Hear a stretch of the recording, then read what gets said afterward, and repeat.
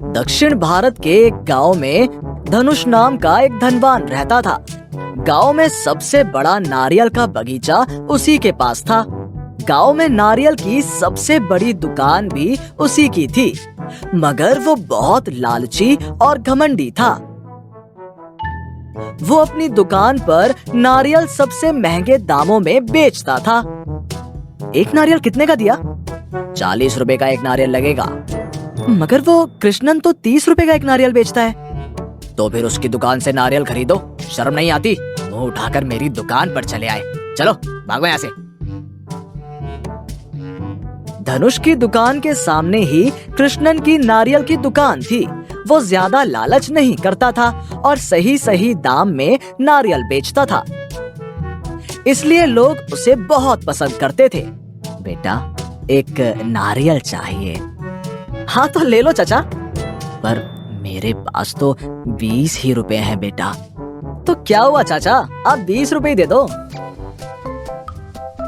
एक बार गांव में नारियल के पेड़ों पर फल नहीं आते, केवल धनुष के कुछ पेड़ों पर ही नारियल लगते हैं। इस कारण गांव में नारियल मिलना मुश्किल हो जाता है। घर में मेहमान आए हैं और उन्हें नारियल पिलाना है। हाँ, मैंने कब मना किया है? अपने मेहमानों को नारियल पानी पिला, जितना मन करे उतना पिला। कितने का नारियल लगेगा? 200 रुपए का एक नारियल लगेगा। बोल, कितने नारियल दे दूं? ये तो बहुत महंगा है, इससे कम दाम में मिल सकता है क्या? गांव में कहीं इससे सस्ता नारियल मिल जाए तो मैं तुझे फ्री में नारियल दे दूंगा। पर गांव में तो किसी की दुकान में नारियल है ही नहीं। नारियल तो बस तुम्हारे ही पास है। तो मूर्ख की तरह बहस क्यों कर रहा है? लेना है तो ले, वरना रास्ता नाप। कृष्णन के बेटे को बुखार आता है और डॉक्टर उस बच्चे को नारियल पानी की सलाह देता है। बच्चे को 1 सप्ताह तक नारियल पानी पिलाओ। रोज नारियल पानी पिएगा तो बहुत जल्दी स्वस्थ हो जाएगा। पर गांव में धनुष के सिवा किसी के पास भी नारियल नहीं थे, इसलिए कृष्णन उसकी दुकान पर जाता है। कृष्णन को देखते ही धनुष हंसते हुए उसका मजाक उड़ाता है। आप तो नारियल के बड़े व्यापारी हैं, फिर आपको मेरी छोटी सी दुकान पर आने की क्या मजबूरी हुई? हाँ, अकल ठिकाने आई कि नहीं आई? कृष्णन उसकी इस बात का कोई जवाब नहीं देता। मेरा बेटा बीमार है और डॉक्टर ने उसको नारियल पानी पीने की सलाह दी है। 200 रुपए का एक नारियल है, क्या तू खरीद सकेगा? गरीब कहीं के। पर मेरे पास तो केवल 100 रुपए हैं। तो जाकर उन लोगों से नारियल मांग जिन्हें कुछ दिन पहले तू 10-20 रुपए में नारियल बेचकर मेरी दुकान बंद करवाने पर तुला था। चल चल दफाओ, मुझे अपनी दुकान पर तेरी शक्ल देखना पसंद नहीं। कृष्णन मजबूरी वश गांव से बाहर आकर नारियल के सूने पेड़ों पर नारियल ढूंढने लगता है और तभी वहाँ एक बूढ़ी औरत आ जाती है। बेटा, तू मुझे भला आदमी लग रहा है, क्या मेरा एक काम कर देगा बेटा? हाँ बोलो अम्मा, क्या काम है? अरे बेटा, बहुत प्यास लगी है और बड़ी मुश्किल से एक नारियल ढूंढा है। अगर तुम उसे मेरे लिए तोड़ दोगे तो भगवान तुम्हारा बहुत भला करेगा बेटा। ठीक है, चलो दिखाओ। अम्मा, कहाँ है नारियल? कृष्णन के ये कहने पर बूढ़ी औरत उसे वो नारियल का पेड़ दिखाती है।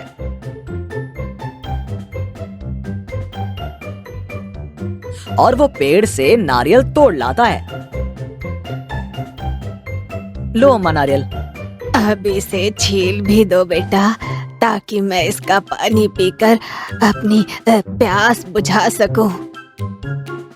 कृष्णन उसे नारियल छील कर दे देता है और फिर नारियल के पेड़ों पर इधर उधर नजर दौड़ाने लगता है।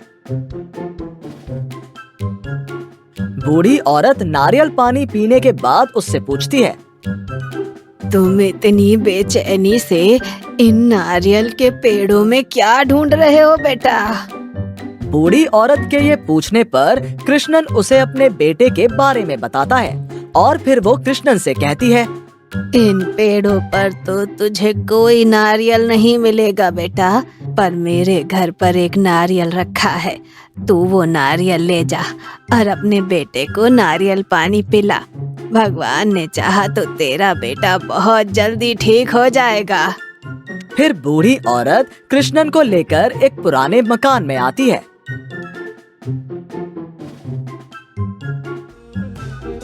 ले बेटा, ये नारियल ले जा। धन्यवाद अम्मा। रहे, तेरे जैसे भले आदमी का भगवान भला ही करेगा। जा, अब अपने बेटे के पास जाकर उसे नारियल पानी पिला दे। कृष्णन उस नारियल को लेकर अपने घर की तरफ चल पड़ता है, मगर नारियल अचानक ही बड़ा होने लगता है और उसके हाथों से छूटकर जमीन पर गिर जाता है। फिर वो एक विशाल नारियल स्विमिंग पूल में बदल जाता है।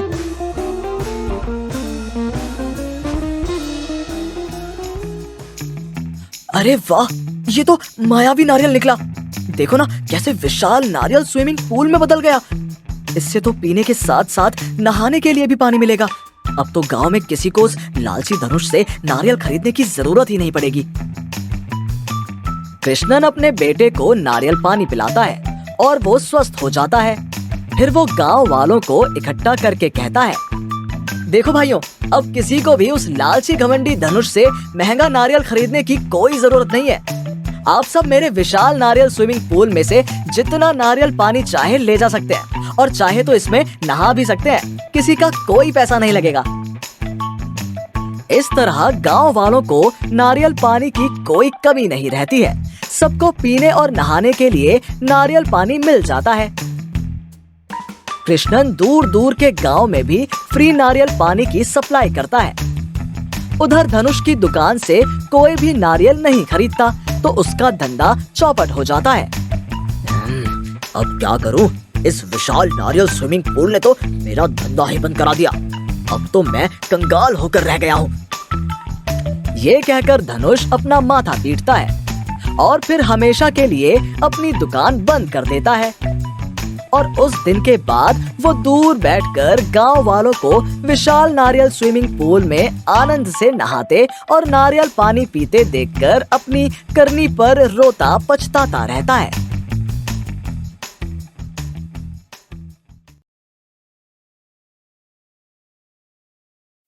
विशाल मटका स्विमिंग पूल।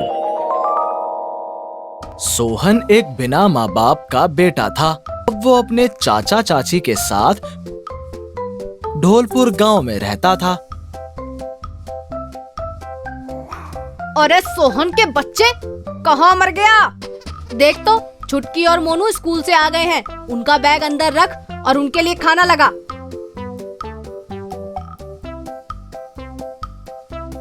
सोहन ने मोनू और छुटकी को खाना दिया और खुद भी खाने बैठ गया। पर ये क्या?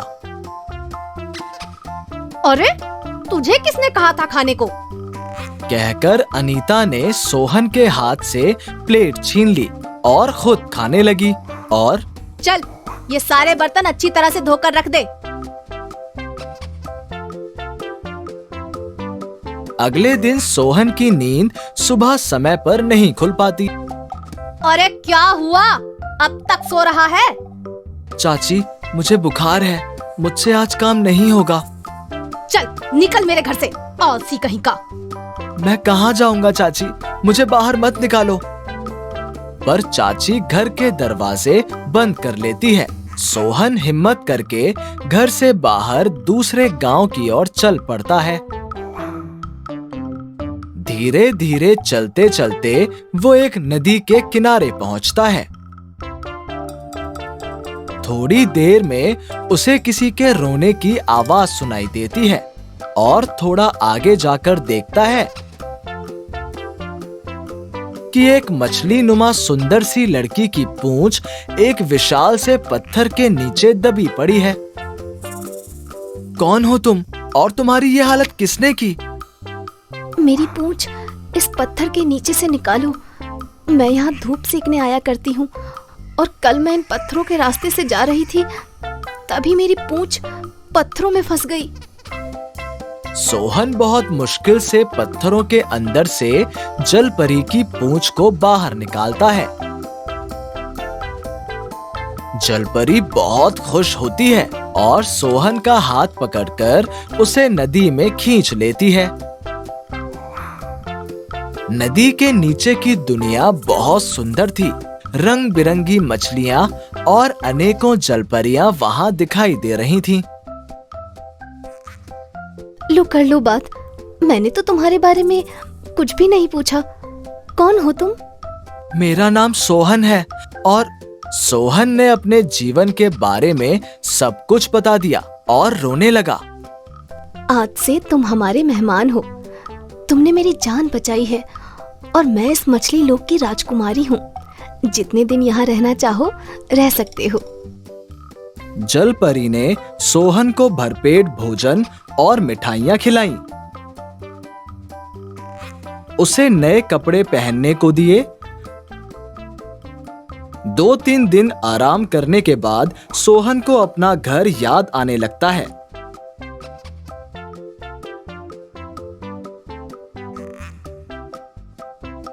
वो जलपरी से कहता है, मैं अब अपने घर जाना चाहता हूँ। जलपरी ने सोहन को खुशी खुशी विदा किया और चलते समय एक बहुत विशाल मटका स्विमिंग पूल की तरफ इशारा करते हुए सोहन को कहती है, ये तुम्हारा है। ये तो बहुत विशाल है, मैं इसका क्या करूँगा? और मैं इस विशाल मटका स्विमिंग पूल को लेकर कैसे जाऊँगा? अरे ये देखने में तुम्हें विशाल लग रहा है। अपनी आंखें बंद करो और एक मंत्र बोलो। विशाल मटका स्विमिंग पूल बनकर हो जा छोटा। 3 बार ये मंत्र बोलना है। थोड़ी देर में विशाल मटका स्विमिंग पूल छोटा हो गया और सोहन ने उसे अपने हाथों में उठा लिया। ये जादुई विशाल मटका स्विमिंग पूल है। इसमें जो भी व्यक्ति डुबकी लगाएगा उसकी बीमारियां दूर हो जाएंगी और वो कुछ भी मांगेगा वही उसे मिल जाएगा। बस एक शर्त है कि इससे कभी कोई भी ऐसी इच्छा मत मांगना जिससे किसी का बुरा हो। सोहन विशाल मटका स्विमिंग पूल छोटा होने पर जलपरी से विदा लेकर अपने घर की ओर बढ़ चला।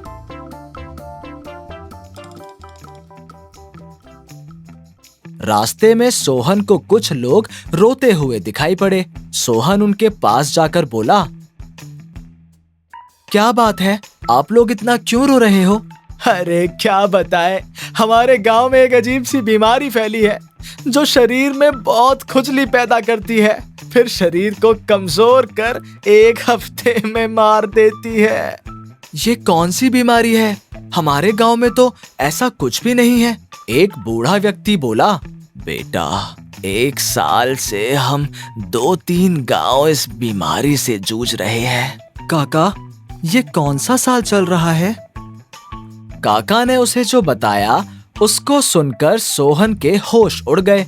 असल में जलपरी के राज्य में एक दिन 3 महीने के बराबर था और सोहन वहाँ 3-4 दिन रुका था। यानी कि लगभग 1 साल बाद सोहन अपने गांव की ओर लौट रहा था। लोगों को रोते चिल्लाते देख सोहन वहीं रुक गया और सबको एक मैदान में चलने को कहा। वहां जाकर सोहन ने अपने हाथ में लिए मटके को मंत्र की सहायता से विशाल मटका स्विमिंग पूल में बदल दिया और सब लोगों को कहा कि सब इसमें बारी बारी से डुबकी लगाओ। और फिर चमत्कार हो गया। 10 मिनट में ही लोगों की बीमारी दूर हो गई।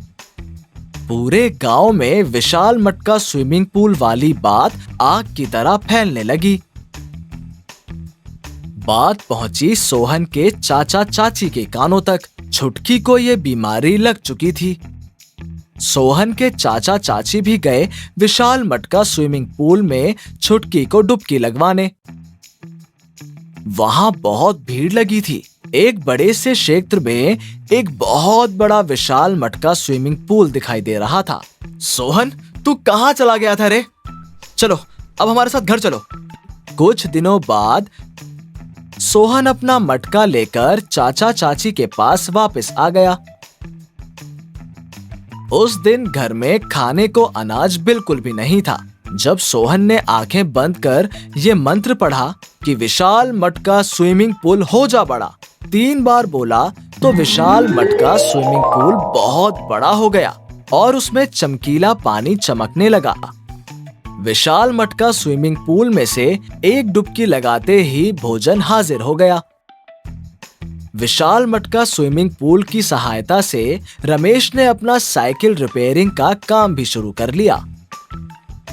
एक बार दूर दराज के गांव में सूखा पड़ गया। सभी लोग काफी परेशान हो गए कि पानी कहां से लाएं। अचानक एक दिन कुछ लोग सोहन के पास आए। हमारे गांव में सूखा पड़ा है, विशाल मटका स्विमिंग पूल की सहायता से सूखे से राहत दिलवा दो। सोहन ने विशाल मटका स्विमिंग पूल को खोलकर रख दिया और सभी लोगों को उसमें पानी भरने को कहा।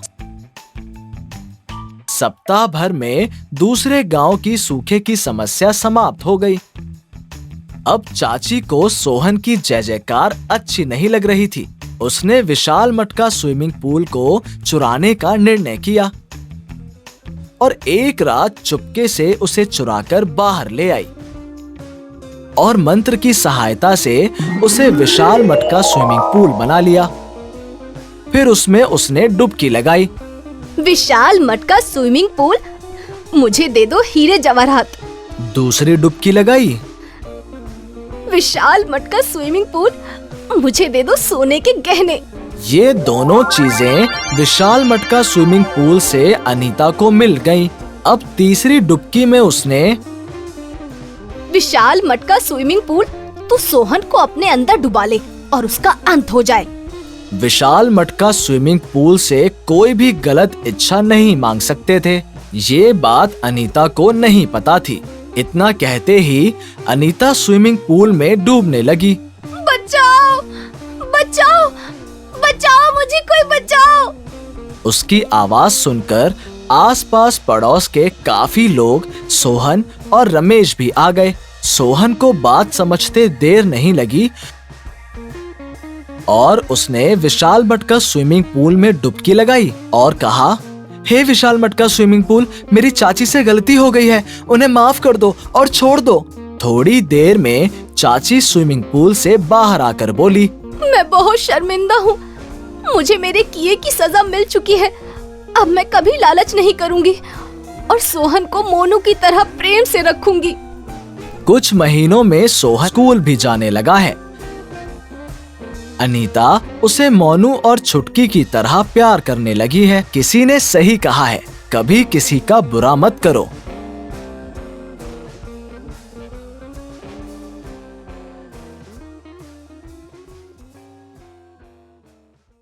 हेलो दोस्तों, कैसे हैं आप सब? हमारी कहानियां देखने के लिए हमारे चैनल को सब्सक्राइब कीजिए और हाँ, बेल आइकॉन पर क्लिक करना मत भूलिएगा।